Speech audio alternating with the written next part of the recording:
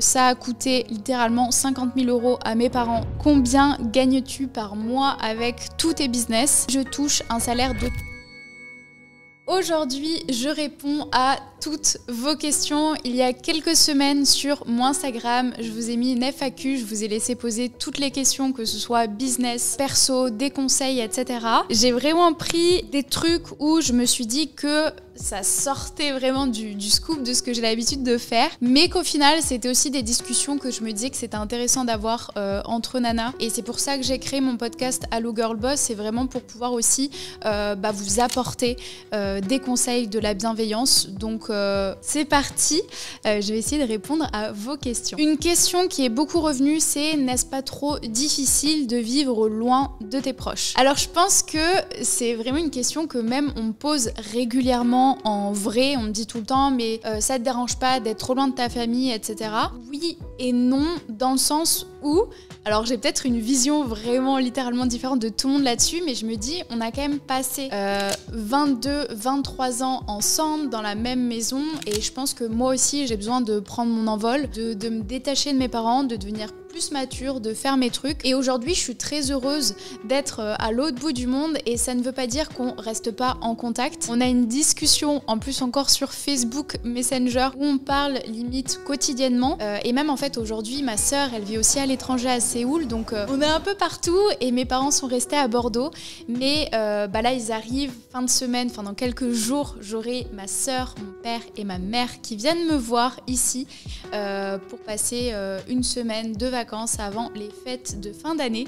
Donc je suis trop contente, et en réalité je les vois quand même plusieurs fois par an. Et aussi, j'allais oublier, et je pense que c'est pour ça que j'ai pas trop ce sentiment de me dire on est loin, on n'a pas de nouvelles, c'est que aujourd'hui ma maman et ma sœur collaborent avec moi. Ma maman est salariée de ma société et ma petite sœur est prestataire, elle fait ça en plus de ses études. Donc on échange limite quotidiennement, ou en tout cas chaque semaine. Donc moi j'ai pas ce sentiment que ma famille est loin de moi, parce qu'on a quand même toujours cet échange là. Et après, par rapport à mes copains et mes copines, oui, au début j'étais super triste quand je suis partie de Bordeaux, sauf qu'en fait tout le monde est un peu comme moi aujourd'hui et voyage d'un pays à l'autre. Donc là, je sais que par exemple, tout le monde va aller à Cape Town en même temps. Et quand je suis retournée à Paris, j'ai vu plein d'amis. Et c'est un truc que j'adore aujourd'hui, c'est que au lieu d'être à un endroit stable, je sais que je peux voyager et revoir mes copains sur d'autres destinations. Ok, une autre question, c'est savoir par quoi commencer quand on a plein d'idées et d'envies. Entre parenthèses, je procrastine. Déjà, il faut savoir que c'est une bonne chose d'avoir plein d'idées, et c'est aussi ok de se sentir perdu, c'est aussi ok de procrastiner. Je sais pas ton âge aujourd'hui, mais justement, je pense qu'il n'y a pas d'âge pour se poser ces questions-là. Moi, vous le savez, je me suis réorientée, j'étais en fac de maths, je me suis réorientée en école de commerce, dans le sport, et même je faisais vraiment comme marketing. Et aujourd'hui, je vois pas ça comme un échec, et je trouve ça vraiment cool d'écouter ce qu'on a envie de faire. Alors après, oui, quand il y a plein d'idées, je pense qu'il faut vraiment se poser et se dire ok, qu'est-ce que j'ai vraiment envie de faire, et je me vois avoir ce job là. Par exemple, moi j'adorais la photographie, mais je me suis toujours dit que je voulais que ça reste une passion. Donc vraiment se dire qu'est-ce que j'ai envie de faire, est-ce que je suis bonne là-dedans, est-ce que j'ai les compétences là-dedans, est-ce que je sais que j'ai du potentiel, que je peux m'améliorer dedans, et surtout est-ce que je peux en vivre et avoir un revenu avec ça. Donc clairement, moi ce que je ferais, c'est que je me poserai, j'écrirai tout ça sur un papier, j'essaierai de voir ce qui ressort le plus, et en fait je me lancerai tout simplement. Et je pense que c'est ça le gros souci aujourd'hui, c'est que la plupart des gens ne se lancent pas, et en fait t'as peut-être plein d'idées, mais tu sais pas laquelle est la bonne, et peut-être que tu vas commencer par une des idées, que ça va pas marcher. Je te souhaite que ça marche, mais des fois ça marche pas toujours du premier coup, et comme ça tu peux tester toutes les idées. Et en fait, si tu ne testes pas, si tu ne fais pas, tu ne peux pas savoir si ça marche. Donc en fait, il faut juste commencer, mettre un petit pied dedans, et avec l'effet cumulé, le fait de passer à l'action, tu arriveras à trouver l'activité qui te correspond et que tu as envie de faire. La troisième question, c'est comment tu fais pour gérer une relation amoureuse et ton travail? Alors je pense que vous avez dû le voir sur les réseaux sociaux, on s'est séparés du coup avec mon ex. Donc aujourd'hui, j'ai personne dans ma vie, et c'est très bien comme ça, et je suis très heureuse, très épanouie, et encore mieux du coup sans cette relation-là. Mais c'est vrai que quand on était en couple, j'arrivais énormément à avoir un équilibre et avoir cette balance pro et perso, parce que j'arrivais à poser des limites à ce qui se passait dans le perso et à ce qui se passait dans le pro. Donc c'était aussi bien parce que il était aussi dans l'entrepreneuriat, donc il avait à peu près la même organisation, le même mindset que moi. Donc en fait on se comprenait énormément là-dessus, et c'est vrai que on avait chacun nos trucs, où par exemple on savait qu'on bossait toute la journée, on allait au sport, etc. Et que par exemple, ça c'est moi qui l'avais imposé, mais que le dimanche c'était notre journée off où on n'allait pas travailler, essayer de couper des réseaux sociaux, de toutes les communications pour se concentrer sur nous. Et en fait je sais que lui au début il voulait pas avoir ces moments off, mais en fait être off c'est productif, et je pense que c'est important dans une relation d'avoir ça. Aujourd'hui j'ai encore du temps parce que forcément oui je passe plus de temps dans mon boulot, mais j'ai quand même du temps pour mes amis, pour mes proches, etc. Et je pense que c'est totalement possible d'avoir ce côté pro et ce côté perso, surtout si les énergies matchent, qu'on peut se comprendre et que justement on va chercher la même chose dans le business et dans le perso. Nous c'est vrai qu'on avait ce truc là qui matchait vraiment bien, mais je pense que c'est aussi beaucoup de communication sur les attentes, les objectifs, la vision de l'autre, et ouais, communiquer à fond et surtout faire les choses pour soi, et avant de penser, il faut penser couple, mais il faut aussi surtout penser à soi et être complet avant de se mettre dans une relation et d'essayer de jongler sur les plans. Moi j'avais de la chance parce que c'est vrai que dans ma précédente relation, mon business était ok, le sien un peu moins, donc je sais que j'avais un petit peu plus de temps libre, mais il y a quelques années quand j'ai lancé Liberté Digitale, c'était le tout début, je passais énormément de temps à travailler, et c'était l'inverse. Du coup, mon ex à cette époque-là, lui avait un business déjà qui tournait très bien, et au final on se complétait parce que lui pouvait m'aider et je pouvais progresser. Question suivante, les meilleurs investissements professionnels que tu aies fait depuis le début de ton activité. Alors avant de me lancer en tant que community manager, j'ai fait plusieurs années de licence, de bachelor, de master. Je pense que ça a coûté littéralement 50 000 € à mes parents de payer mes 5 ans d'études en école de commerce, donc c'est vraiment une grosse somme que je ne vous recommande absolument pas, parce que clairement aujourd'hui ce que je retire de ce que j'ai fait en école de commerce, c'est juste Julie qui travaille aujourd'hui avec moi, et je trouve que 50 000 € pour avoir rencontré Julie, c'est peut-être un petit peu beaucoup. Alors oui, j'ai appris les bases, j'ai appris ce qu'était un SWOT, etc. Mais clairement, tout ce que j'utilise aujourd'hui dans ma vie professionnelle, c'est ce que j'ai appris en étant autodidacte. Je me suis lancée avant la fin de mon diplôme, et heureusement, même si j'étais persuadée que pour me sentir légitime, j'avais besoin d'un diplôme. Et au final, je regrette un petit peu d'avoir vraiment attendu d'avoir un diplôme pour me sentir légitime. Ensuite, j'ai eu de la chance aussi parce que quand j'ai voulu commencer à me lancer et commencer à faire de l'accompagnement, du coaching, j'avais une de mes amies qui était vraiment déjà avancée là-dedans, et en fait on faisait du donnant-donnant, donc moi je lui partageais mes compétences en réseaux sociaux et elle me partageait ses compétences en business.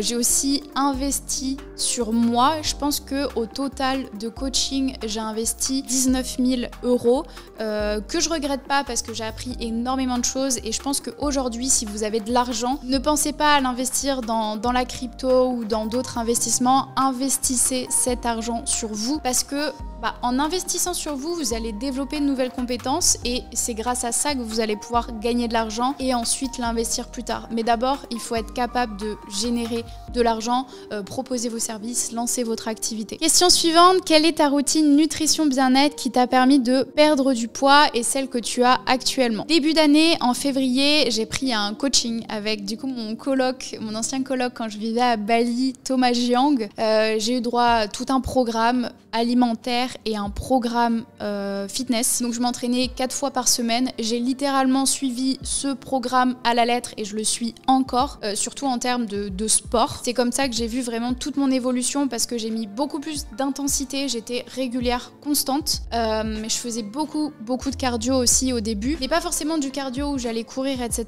Justement, je marchais sur un tapis pendant 1 à 2 heures. Je répondais à mes messages, je regardais des séries et c'est juste que j'augmentais l'inclinaison et vraiment je travaillais dans le dur. J'essayais vraiment juste d'être plus active, de plus marcher et ça a fait la différence. C'est que je me suis vraiment imposée de faire au moins 10 000 pas par jour ou de marcher au moins 1 heure par jour parce qu'à Bali c'est compliqué de marcher.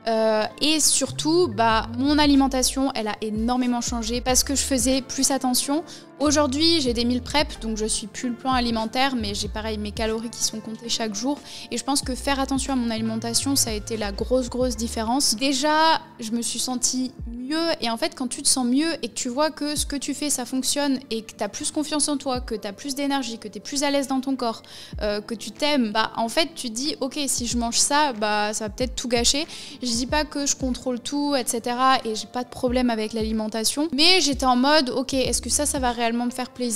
Peut-être pas autant que le fait de me voir tous les jours rayonner comme ça. Donc j'ai essayé vraiment de relativiser par rapport à ça parce que comme je suis digital nomade, je voyage partout, j'ai pas vraiment de base, j'allais souvent au restaurant, je rencontre beaucoup de gens, on fait tout le temps des restos et pour moi en fait le resto ça a toujours été un plaisir. Du coup j'y allais de manière incontrôlée et maintenant j'essaie vraiment de me dire bah non je suis au resto mais il faut quand même que je fasse attention entre guillemets et que je donne à mon corps ce dont il a besoin. Et du coup actuellement j'ai vraiment gardé le fait de bien marcher, faire tous mes pas, d'inclure aussi tous mes entraînements à la semaine et de continuer à bien manger et prendre soin de moi aussi à l'intérieur. Nouvelle question qui est beaucoup revenue, c'est combien gagnes-tu par mois avec tous tes business? Alors il faut savoir qu'aujourd'hui mon activité principale c'est la formation et l'accompagnement liberté digitale. Du coup sous cette société-là, je suis salariée et je touche un salaire de 3 200 € par mois. En plus de ça, on vient de lancer un nouveau projet, donc pour l'instant c'est juste de l'investissement et ça me rapporte pas d'argent. Et à côté de ça, des fois ça m'arrive d'avoir des partenariats, du coup à des invitations à des événements où je suis payée pour être présente, mais pareil ça passe sur la société et ça me permet de réinvestir et de payer mes équipes. Ensuite, j'ai fait l'achat d'un bien immobilier l'année dernière. Et pareil, ça me rapporte pas vraiment d'argent, je crois que ça doit me rapporter une centaine d'euros par mois parce qu'en fait j'ai emprunté à la banque, du coup tout ce que je gagne, ça permet d'autofinancer le bien avec la banque, mais dans 20 ans, tout ce que je toucherai, ça arrivera dans ma poche et j'aurai la plus-value du bien. Nouvelle question, comment gérer plusieurs projets en même temps? Alors ça, on va pouvoir en parler parce que il y a quelques mois et justement au moment de ma rupture, je me suis dit ok, faut que je m'occupe, faut que je pense à autre chose, faut que je mette toute mon énergie dans ce que j'aime le plus et ce que j'aime le plus c'est mon business. Et en fait, je me suis dit on va faire réalité tout ce que j'ai là-dedans. Et je suis partie, j'ai dit à Julie on va faire ça, on va faire ça, on va faire ça. Ah non j'ai ça, je veux faire ça, je veux faire ça. Et en fait je me suis éparpillée dans tous les sens et clairement même dans ma tête, j'arrivais même plus à me concentrer, j'arrivais même plus à aligner les mots correctement tellement j'étais prise dans tous les projets de me dire je veux faire ça, je veux faire ça. Parce que je savais que tout ce que j'avais en tête, ça allait avoir un réel impact sur les élèves de Liberté Digitale. Je voulais proposer énormément de choses. Et en fait même moi je me suis perdue dans ces idées-là et j'ai compris qu'il fallait qu'on revienne à la base et même si c'était dur parce que même Julie elle était grave motivée, vraiment on avait des trucs de ouf à faire qui nous motivaient de ouf et on s'est dit c'est le moment en fait de le faire. Sauf qu'aujourd'hui Liberté Digitale nous prend quand même énormément de temps, on a plus de 2200 élèves, on a une équipe de 40 collaborateurs, du coup oui ça prend beaucoup d'énergie et en fait je me suis dit mais restons minimalistes, lançons un projet à la fois parce que en fait j'arrivais plus à suivre, j'arrivais même plus à parler, franchement j'étais sur une autre planète, j'étais même pas là et du coup on est revenu à la base et on s'est dit au lieu de lancer 36 000 projets on va en lancer un seul et là en fait on met tout notre focus sur ce nouveau projet et même je me rends compte que Liberté Digitale ça me prend tellement de temps que il est quand même un petit peu à côté mais j'ai tellement envie de bosser sur ce sujet là que j'essaie de prendre du temps et bien évidemment moi j'ai besoin de temps pour moi, pour mon sport, pour tout donc vraiment je pense qu'aujourd'hui, même si tu as 36 000 idées, il faut que tu penses une offre, un produit, un service, une activité et que tu reviennes à la base. Parce qu'au final, en étant partout, t'es nulle part. Et ça, c'est quelque chose que je vois énormément. Je vois plein de gens qui disent oui, j'ai ça comme boîte, je fais ça. Mais en fait, tu fais rien parce que tu te concentrerais sur une chose dans laquelle tu peux exceller. Ce serait largement mieux, beaucoup moins de charge mentale et beaucoup plus de résultats. Nouvelle question. Comment être constante dans ses actions? La constance, ça vient au début de la motivation et ensuite de la discipline. Et moi, je le vois, on parlait de ma routine sport, aujourd'hui, c'est plus la discipline qui fait que je vais aller m'entraîner. Mais au début, c'était énormément la motivation. Et je pense qu'il faut commencer petit à petit décomposer et ensuite ça va vraiment devenir quelque chose qu'en fait on fait parce qu'on sait qu'on va se sentir bien, on sait qu'on va avancer niveau business, niveau perso. J'ai d'ailleurs fait un podcast où je parle de l'effet cumulé et je pense que c'est le meilleur épisode à écouter et qui répondra clairement à cette question. Alors ça c'est la question que pareil j'ai tous les jours et franchement je comprends, c'est combien coûte l'accompagnement liberté digitale. Si aujourd'hui tu es intéressé, que tu veux rejoindre Liberté Digitale, il faut que tu regardes ma présentation gratuite et que tu réserves un call avec un membre de mon équipe. Aujourd'hui, les places, elles sont limitées. Le prix est fixe, mais on a vraiment besoin de savoir si tu corresponds, si on va pouvoir t'aider parce que je tiens à accompagner tous les élèves qui vont rentrer dans la formation jusqu'à leur premier contrat. Du coup, on va être sûr que tu es motivé et que tu vas vraiment atteindre cet objectif-là parce que tu vas avoir une coach attitrée, tu vas avoir accès à toute la formation et rien que pour moi, j'ai envie vraiment que toutes les filles qui rejoignent, elles aient des résultats. Donc, pour savoir le prix de la formation, je t'invite à regarder dans la barre de description, regarder la présentation gratuite, réserver un appel avec moi ou un membre de mon équipe et on pourra tout expliquer et si ça te plaît, à la fin, on te donnera un lien d'inscription privé. Ne tarde pas trop à cliquer sur le bouton parce qu'on a énormément d'appels en ce moment et tu t'en doutes bien, on n'a que 24 heures dans une journée. Donc je t'invite à réserver ton appel dès maintenant si ça t'intéresse. Avant-dernière question, comment savoir à quel moment il faut se faire rémunérer? Alors je sais que par rapport à la rémunération, il y a deux écoles. Même moi, je suis passée par ces deux écoles-là. Il y en a qui disent que pour tout travail, il faut rémunération. Mais clairement, moi, je pense qu'aujourd'hui, ça dépend de si vous avez des compétences, si vous avez de l'expérience. Donc, si vous n'avez pas d'expérience, pas de compétences, je vous invite fortement à commencer gratuitement, à proposer vos services, montrer ce que vous êtes capable de faire. Parce qu'en fait, c'est ça qui va permettre de vous faire gagner en expérience et surtout d'avoir des témoignages. Et aujourd'hui, les témoignages, que ce soit pour les services ou la vente de produits, ça vaut de l'or parce que c'est ça qui va vous permettre de trouver de nouveaux clients. Maintenant, comment savoir à partir de quel moment vous pouvez vous faire rémunérer? Je pense que c'est le moment où vous allez commencer à avoir de l'expérience, vous allez prendre confiance en vous et vous allez avoir réellement des personnes qui vont venir vous demander de travailler pour elles et c'est à ce moment-là qu'il faut demander à être rémunéré. Et clairement, vous allez vous rendre compte parce que si demain vous avez des demandes de personnes qui sont capables de vous rémunérer, c'est que vous faites un boulot exceptionnel et vous pouvez même demander aux personnes pour lesquelles vous travaillez déjà bénévolement pour des témoignages de vous payer parce que à partir de maintenant, vous avez déjà d'autres contrats, que vous êtes rémunéré, que vous avez gagné en expérience et que vous n'avez plus le temps de faire ces contrats-là. Et s'ils refusent, c'est ok. Vous avez déjà plein de gens qui font la queue pour prendre vos services. Dernière question, est-ce que tu veux un enfant? Dans la société, vraiment, c'est un truc que tout le monde attend et dans le monde dans lequel je suis, en tout cas l'environnement dans lequel je suis aujourd'hui, entourée d'entrepreneurs, etc., j'ai pas vraiment cette pression-là, même mes parents ne m'ont jamais mis cette pression-là. Et je sais que c'est un truc où il y a beaucoup de personnes qui se mettent la pression et je pense qu'il faut attendre. Ça viendra et il y a tellement de gens que oui, ça arrivera que je me remettrai en couple et c'est sûr et je l'espère. Et si c'est pas le cas, c'est pas grave, j'ai le temps. Mais un enfant, c'est la grosse réflexion et en tout cas, je sais que pour l'instant, je n'en veux pas. Aujourd'hui, mon bébé, c'est mon business et c'est déjà un assez gros bébé comme ça. Et ça veut pas dire que j'ai pas le temps pour un enfant aujourd'hui parce que j'ai le temps, mais c'est juste que c'est pas dans mes objectifs, je suis déjà très épanouie comme ça. Je sais que oui, peut-être que je rencontrerai quelqu'un et que ça me donnera vraiment envie d'avoir des enfants avec lui et je l'espère, même si actuellement tout ce qui se passe dans le monde, ça me donne pas vraiment envie d'élever un enfant dans ce chaos un petit peu. Mais voilà, pour l'instant, pas de projet d'enfant, c'est même pas une volonté d'avoir un enfant, donc je me mets absolument pas de pression. J'ai encore le temps et même quand j'aurai passé 30 ans, j'aurai toujours le temps de changer d'avis, etc. Donc voilà, je pense que j'ai vraiment le profil... je sais pas, je suis tellement bien moi seule et ça veut pas dire que je suis égoïste mais mon objectif c'est de faire évoluer mon business, c'est d'être cette girl boss, d'entreprendre, d'investir, d'être passionnée par tout ce que je fais et ça c'est ce qui me fait vibrer aujourd'hui, donc peut-être que je changerai d'avis mais pas encore en tout cas. On a terminé cette vidéo, j'espère que ça vous a plu. Merci à vous pour toutes ces questions et en vrai c'est des questions que vous me posez tout le temps en commentaire, en DM sur Instagram. D'ailleurs si tu ne me suis pas encore sur Instagram, je te mets mon profil juste là. Je t'invite aussi à liker cette vidéo et à à t'abonner à la chaîne parce que cette chaîne de base, si tu ne me connais pas, je partage plein de tips pour devenir digital nomade, pour se lancer dans l'entrepreneuriat. Et mon objectif, c'est d'aider le plus de femmes à devenir libres, à devenir indépendantes grâce à une activité en ligne. Donc merci à toi d'avoir regardé cette vidéo. Je te dis à la semaine prochaine pour une nouvelle vidéo.